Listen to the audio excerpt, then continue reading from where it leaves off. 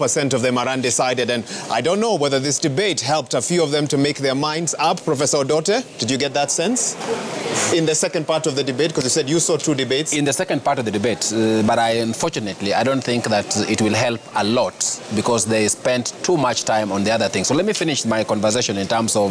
and I'll ask you to be brief in the interest of time. Yes, very brief in terms of what I liked also about Polycarp.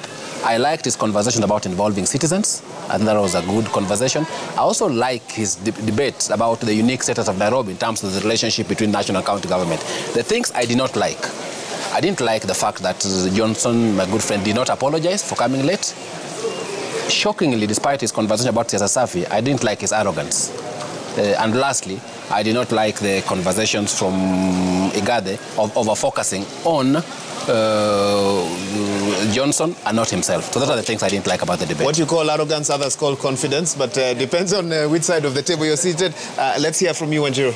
Bruising, exciting to listen to. I'm not sure the 26% will be able to decipher, but we definitely got a lot. Igade, I got a sense that he had prepared and articulated his implementation strategies pretty well. I liked his revenue strategy, breaking down the streams, sealing the loopholes. I found that to be very pragmatic and a low-hanging fruit. Whether he links it into the cloud, I got a sense that he imagines digitizing is going to cure the governance culture gap. That's not necessarily accurate. I liked the eggs, the neighborhoods, of course. Yeah, I liked the decentralization. Of course, his take on NMS, for me, is, in fact, the word I would use, it's odious, because... This is Igade? Yes. Igade's take on NMS is totally misplaced. And I think Sakaja brought that out very well, because the situation on the ground is that NMS has really, it hasn't been accountable. Contrary to what Igade is espousing in public participation, it hasn't had public participation. It hasn't had accountability. There's been a lot of coercion of citizens. On Sakaja's side, I think he got the NMS very accurately. I also like the argument around the 5 boroughs. I like the idea. I didn't hear much about how it would be implemented vis-a-vis the services and the particular sectors, because you need a policy framework for that. So I found his policy grounding to be weak. I thought he had ideas, but I didn't get a sense of policy. I got a real sense of what's happening on the ground. With Igade, I got a sense of the policy, of the implementation, but no sense on the ground. So I found they have different strengths.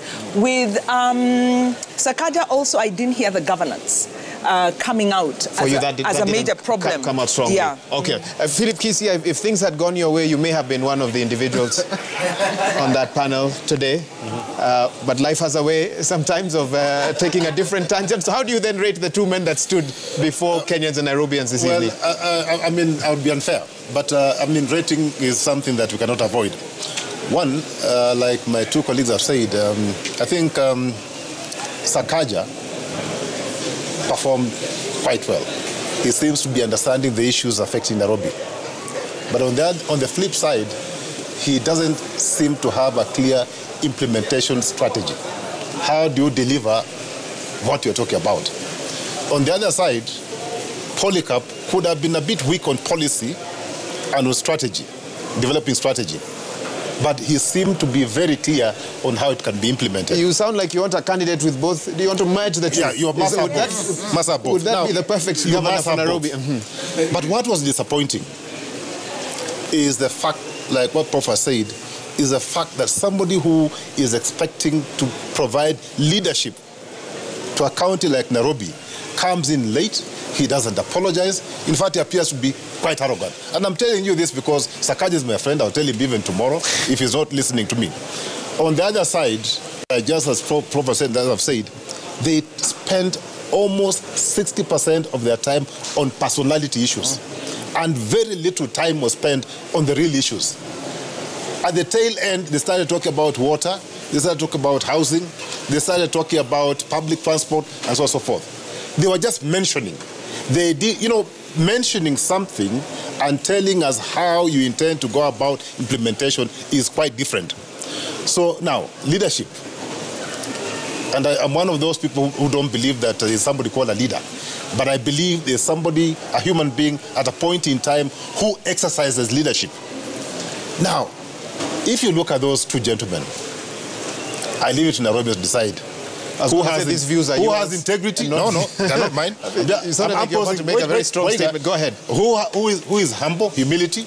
Because as somebody exercising leadership, you must show some humility. Who has integrity or integrity questions? Who is confident? Who is empathic? Who is charismatic? Who can we hold accountable? From the two, I can tell you, if there's a weakness I've seen in the two gentlemen, they know it all. So they may end up being very poor team players. So if they don't have a party that can whip them and remind them that they are there to serve people, we are again getting into another disaster. Okay. We had poor leadership, but now we can have arrogant leadership. And that's your concern this evening. Yes. Professor Omenya, I know you have notes and incisive analysis of the debate, but let me first ask a basic question. Did anyone emerge a winner tonight from that debate? You were very clear earlier with your marking scheme for the earlier debates. I'm going to pose the same question to you. What's your marking scheme showing you for this debate? Yes, Who won? I'm not afraid to give marks because that's one of my key roles. I think despite coming late, Sakaja won by 65%. You didn't dock him for the lateness. And Igade, in fact, I think it'll be a draw if you bring in the lateness. Igade was at 63%, so they're very close. But I can justify why I actually believe that that Sakaja did win this debate. And I think when it comes to governance, I was a bit surprised that Igade did not speak to the law relating to governance of the city, which is basically Urban Areas and Cities Act. And Sakaja elaborated that very well, with the 5 boroughs and so on. And those can actually be aligned, with the wards and so on. I thought that was a very, very good idea. When it came to the issue of revenue, I think both of them had pretty interesting ideas that are workable. However, my big problem with both of them, so they scored poorly there, was that again, counties and citizens don't just exist to pay taxes. We want counties to be engines of economic growth. So none of them actually articulated how Nairobi can grow its economy. In fact, Sakaja was talking about borrowing on the other side and refinancing debt and stuff. And Igade was talking about, land rates and so on. And I was fearing for Nairobi that both of those fellows are going to milk you dry when they get into office.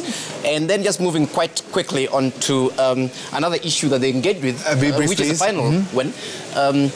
When it came to the idea of housing, I think I liked Sakaja's idea. Because, of course, Igade knows that his Jubilee government has failed to deliver any houses. So trying to do the same thing is stupid.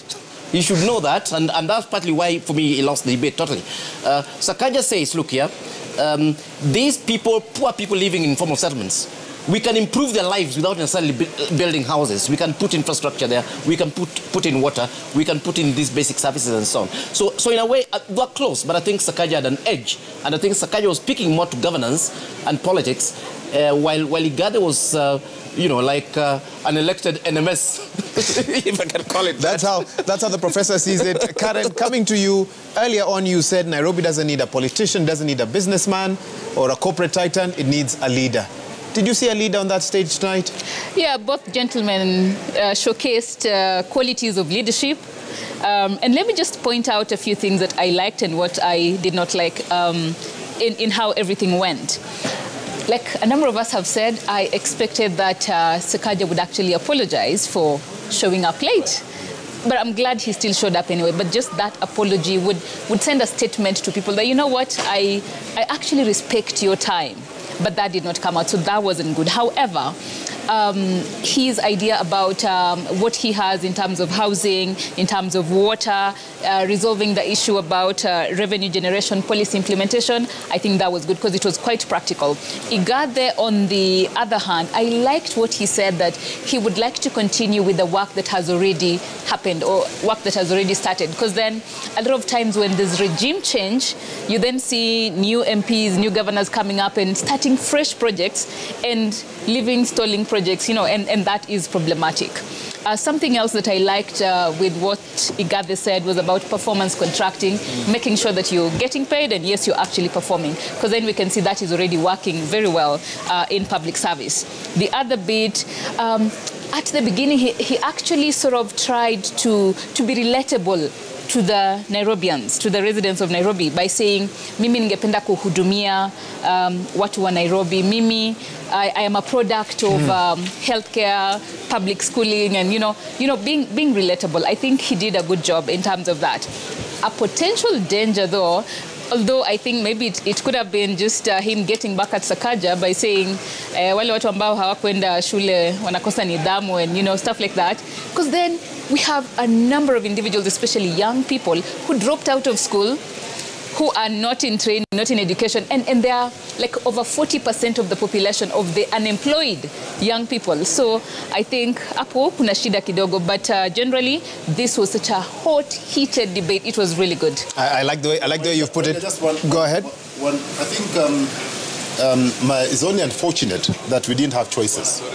We have either Sakaja or Igathe. What do you mean you didn't have choices? There are no choices. Four other candidates, duly cleared by the IBC, those guys some with manifestos. The entire panel gave them 3 out of 10. Now, you see, if we had more choices, and this is why I regret why Timothy Wanyonyi. Yes. Timothy Wanyonyi was denied this opportunity. Because Timothy Wanyonyi has everything we are looking for.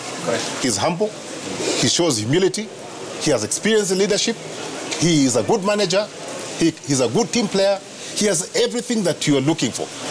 It is extremely unfortunate that the powers that be never gave him an opportunity to serve. And I know I'm saying this at the cost of a very high cost. I thought you aligned with Azimio and No, I'm saying this at a very high cost, but I better say it than keep quiet, that we should have had many choices.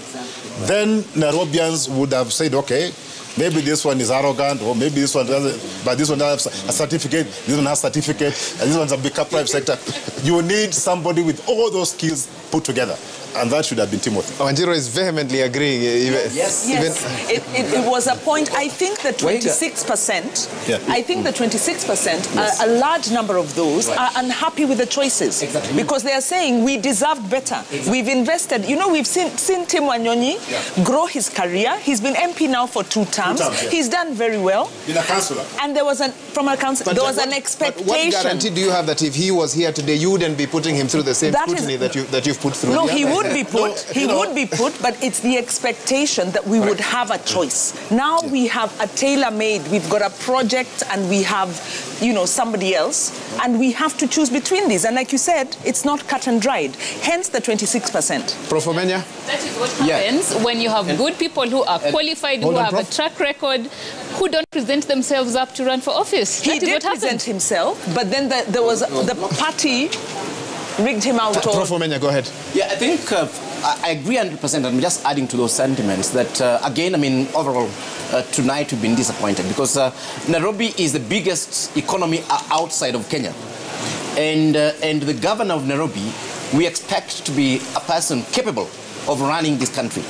And there are expectations we have of that individual in terms of the way they carry themselves, in terms of duty of care, in terms of the depth with which they think through things that affect Wananchi and so on. And what we're seeing here are actually juveniles who still need a lot of growth to be at that particular level where you can say yes. Professor, I don't think it's fair to call adults. I've withdrawn and apologize to the 2 juveniles. But can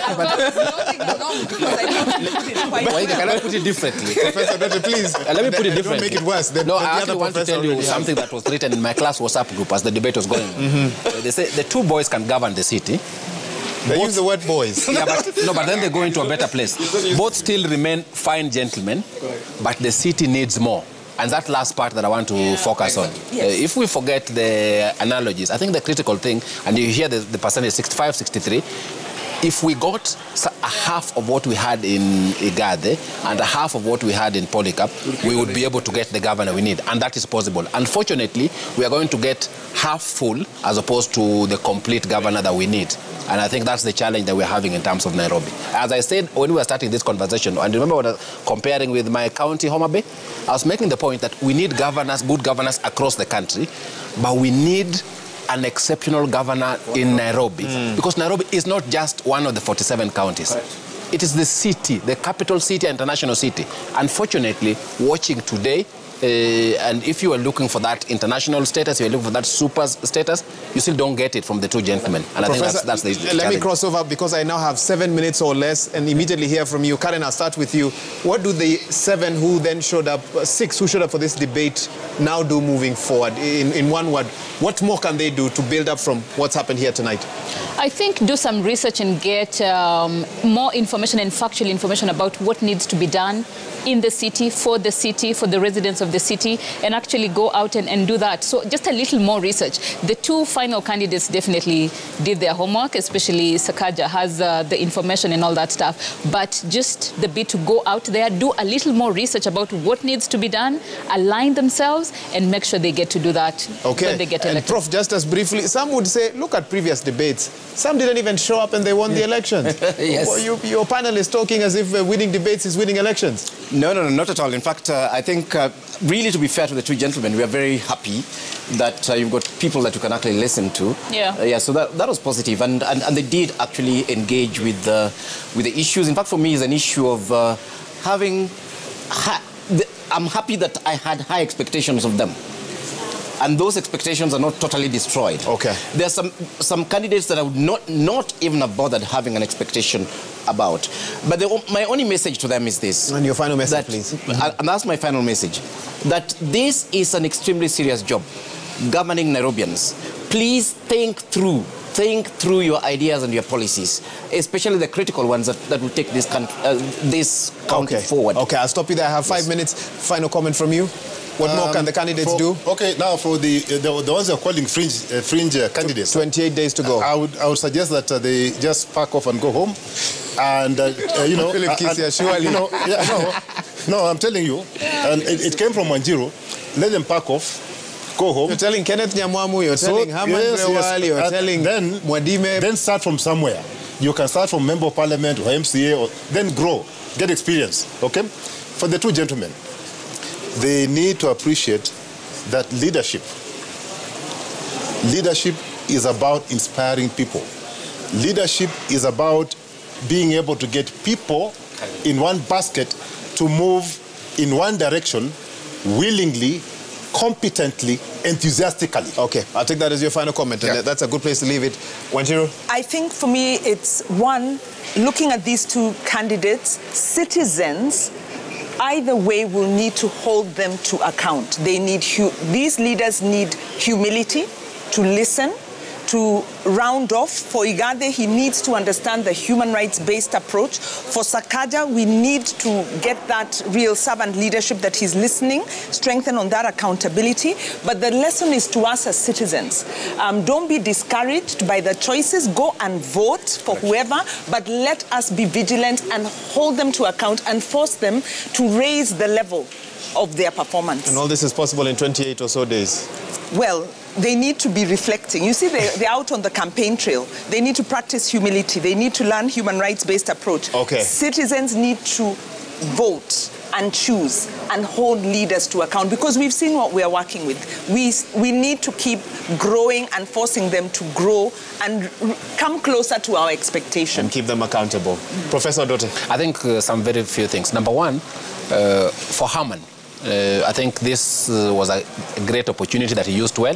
I think he needs to continue doing what he did. The future is bright for him. For these other 2 candidates, I think I just have 3 things for them. Number one, they need to speak to us much more in the remaining 28 days. And as they do, they need to focus on the 24% undecided.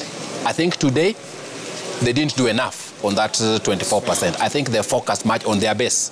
but they need to focus on the 24%. And I think the last thing, which I struggled with, the 100 days.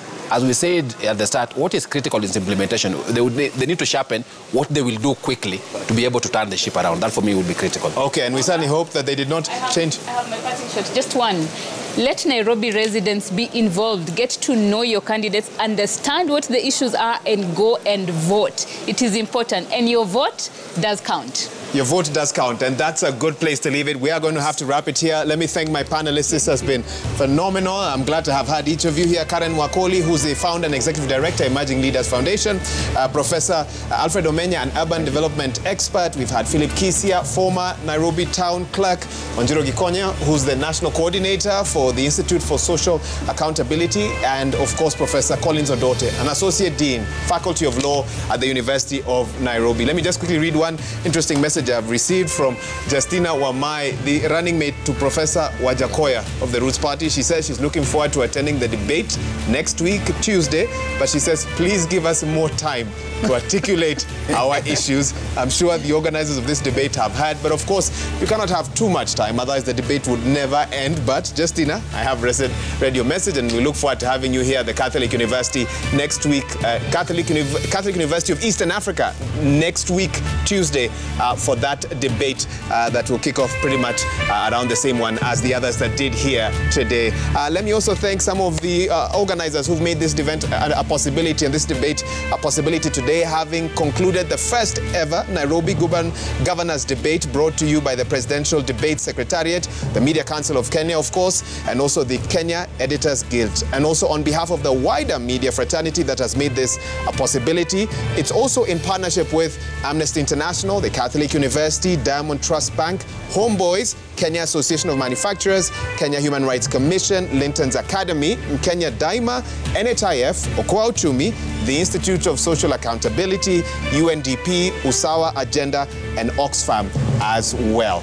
We look forward to having you tune in across all TV and radio stations on the 19th of this month, next week, Tuesday, for the next debate where the deputy president candidates from each who have been cleared by the IEBC have been invited to attend those debates. And the other week, which is the Tuesday, should be the 26th for the presidential debates as well.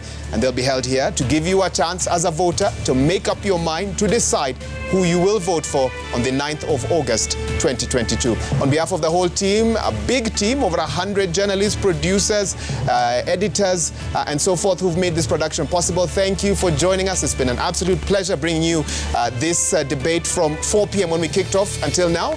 My name is Wahiga Mwaura from Citizen TV. I wish you a good night.